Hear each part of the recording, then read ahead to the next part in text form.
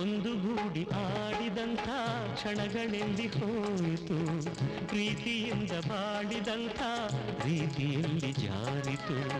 ತ್ಯಾಗ ಜೀವಿಗಿಲ್ಲಿ ಲೋಕ ನೀಡುತ್ತಿರಲು ವೇದನೆ, ಹೃದಯ ಒಡೆದು ಹಾಕುವಂಥ ಏಕೆ ಇಂಥ ಶೋಧನೆ.